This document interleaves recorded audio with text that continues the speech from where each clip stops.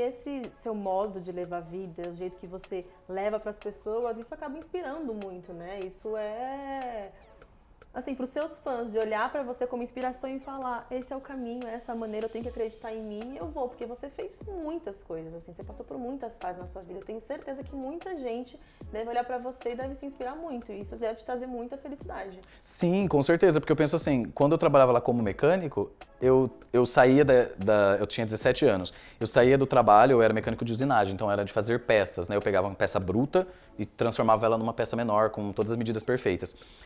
Quando eu fazia isso, minha mão ficava toda suja de ferro, de graxa, de óleo, enfim.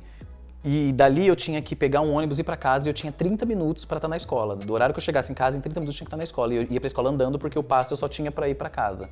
De casa pra escola eu tinha que ir andando ou correndo, né, pra dar tempo. E quando eu fazia isso, então imagina, com 17 anos, na época da vaidade, a época que tá todo mundo namorando, tanto que nessa época eu não namorei, a primeira vez que eu fui namorar foi com 19 anos de idade. Eu não fazia, porque eu me anulei totalmente, porque eu tinha vergonha, né? Eu falava, não, minha unha tá toda suja, minha mão tá toda suja, eu tava cheio de calos. Eu lembro que as pessoas, quando me conheciam, assim, falavam pra mim, nossa, vou te dar um creme pra sua mão. Era assim, porque do nível que tava, assim, eu não conseguia unir as duas coisas, porque eu não tinha tempo pra isso, né, pra me cuidar, que era uma coisa que pra mim era muito importante e eu, durante um tempo, eu perdi isso. E isso me ficava muito tempo, assim, dentro de mim, me corroendo, assim, poxa, mas eu tô fazendo uma coisa que eu não amo fazer. Eu acho que quando eu me tornei mecânico e o meu chefe, ele me pegava do torno mecânico, né, que chama onde a gente trabalhava. Ele me tirava do torno mecânico e me levava pro escritório e falava assim, a secretária precisa sair à tarde, você não fica atendendo o telefone? E eu tinha acabado de entrar na empresa, era meu primeiro mês, e ele via isso em mim, que eu podia sentar numa mesa, atender telefone, mexer no computador. Eu falava, por que eu tô lá na fábrica, se aqui eu fico muito mais feliz quando eu venho pra cá fazer isso? Quando ele me chamava na sala, eu já ia correndo feliz. Eu falava, meu Deus, eu vou ficar no escritório hoje. E aí eu comecei a pensar nisso. Eu falava, por que se eu fico tão feliz fazendo aquele trabalho, por que eu tô fazendo outro trabalho? Eu cheguei pra minha mãe e falei, mãe, eu vou sair, porque o meu patrão, ele maltrata muita gente, ele é abusivo, ele xinga, ele fala muito palavrão, eu não gosto, não me sinto bem ali, eu quero sair. E ela entendeu. Mas no dia seguinte ela conversou com meu padrasto, e aí eles não gostaram da ideia de eu sair, por causa que eu tava ganhando bem e tal. E o meu histórico de família, o meu pai, ele tinha sido um homem que, assim, ele não gostava de trabalhar, ele entrava no emprego, ele saía, ele não parava em lugar nenhum. E a minha mãe tinha aquele medo, assim, o meu filho, o homem que mora comigo, vai ficar igual o pai, vai beber, vai fumar, não vai querer trabalhar, o que vai acontecer com ele? Né? Então ela pegava muito firme com tudo. E a isso eu devo muitas coisas, né? De eu ter chegado onde eu cheguei, com certeza, a firmeza da minha mãe, como ela guiava tudo. Mas foi uma pressão muito forte pra mim, psicológica, emocional, foi muito grande, porque eu tinha aquela obrigação de, eu não posso ser como meu pai, mas aí eu pensava, mas será que eu ia ser como ele? Talvez não, talvez se eu fizer o que eu amo fazer, eu vou continuar sendo uma ótima pessoa, eu não vou ser como ele. Mas eu sempre tive uma personalidade muito forte, assim. Eu sei exatamente o que eu quero, do jeito que eu quero, e se eu não gosto de uma coisa, eu não faço. E ali naquele momento, eu saí de qualquer jeito, naquele mesmo dia. Eu tinha 17 anos, não importava, eu falei pra minha mãe, eu vou sair. Você não sabia que você ia trabalhar, o que você ia fazer, mas você não estava feliz e não queria mais e acabou. Não queria. E eu lembro que minha mãe tinha falado assim pra mim, você falou que prometeu que você ia me ajudar até janeiro, a gente tá em novembro. Se você sair da empresa, você está voltando atrás da sua palavra. Você falou que você ia me dar um dinheiro a mais pra ajudar nos negócios da casa que tava reformando até janeiro. Aí eu falei, então tudo bem. A hora que eu sair, eu pego o acerto e dou tudo na sua mão. Mas eu saio.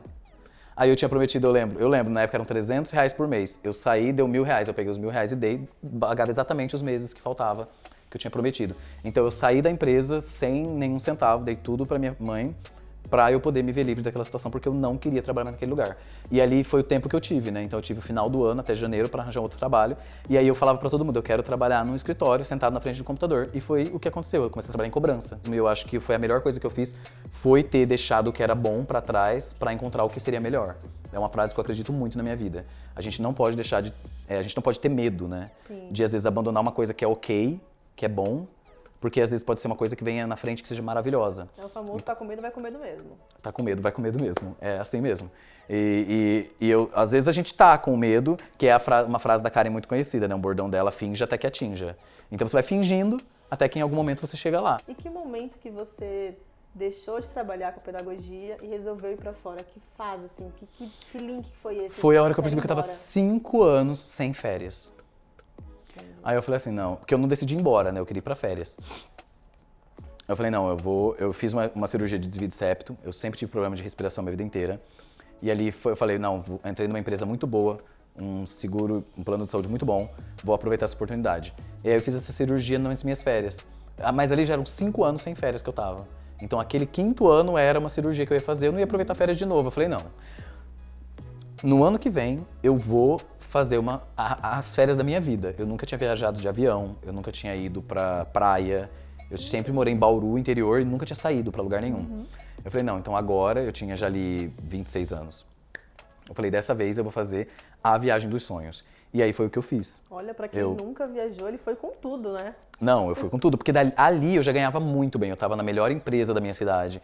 Não tinha como eu ser professor na minha cidade e ganhar mais do que aquilo. Era impossível. Então meu salário era muito bom, eu morava na melhor prédio da cidade. Tava tudo muito diferente na minha vida do que tinha sido desde a minha infância. E eu tinha conquistado tudo isso estudando e trabalhando.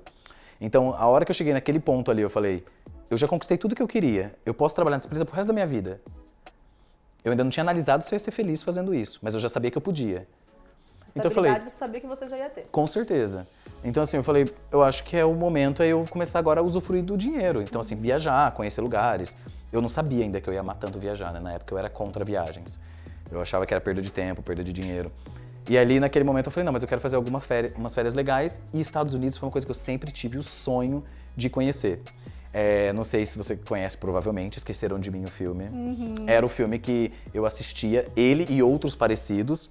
E esse filme me trazia, assim, tanta vontade de estar naquele lugar. Numa casinha daquela, sem muro, com muita segurança, ruas planas, tudo limpinho, neve caindo, Natal muito típico, Halloween. Isso tudo, eu falava, nossa, eu quero vivenciar isso. E eu falei, vou pra lá nas férias.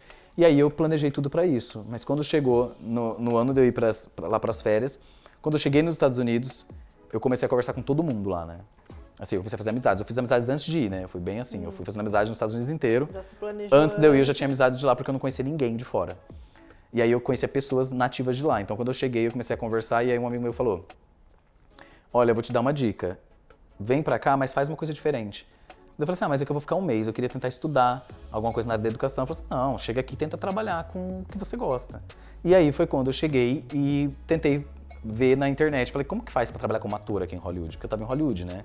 Eu falei, poxa, eu tô em Los Angeles. Eu nem sabia que Hollywood era um bairro de Los Angeles. Eu achava que era uma cidade, um estado. Você foi também como ator? Não. Eu nunca tinha feito nenhum tipo de curso, Tudo que eu tinha feito tinham sido coisas mais, assim, na adolescência, na infância e adolescência. Eu nunca tinha me profissionalizado nisso na vida adulta. E aí, quando eu cheguei lá, eu falei, não, eu vou tentar isso. Eu gosto de dançar, eu nunca tinha feito curso, mas eu sabia dançar, atuar, cantar, enfim. Eu falei, vou tentar mexer com isso. E aí eu entrei num site que falava assim, entra aqui e você tem a oportunidade de pegar trabalhos assim pra passar no fundo, sabe, de uma série, andar ali, ser uma sombra, sei lá, um corpo morto na rua, enfim. Você podia fazer o que fosse ali que eles precisassem. Uma figuração. E aí eu falei, vamos fazer, né? Pra mim parece maravilhosa a ideia. Hollywood, fazer isso tá ótimo. E aí quando eu fiz essa figuração, era pra um clipe numa mansão em Malibu. Você só descobre a hora que você chega, né? E aí eu cheguei, era uma mansão na ponta de um penhasco em Malibu.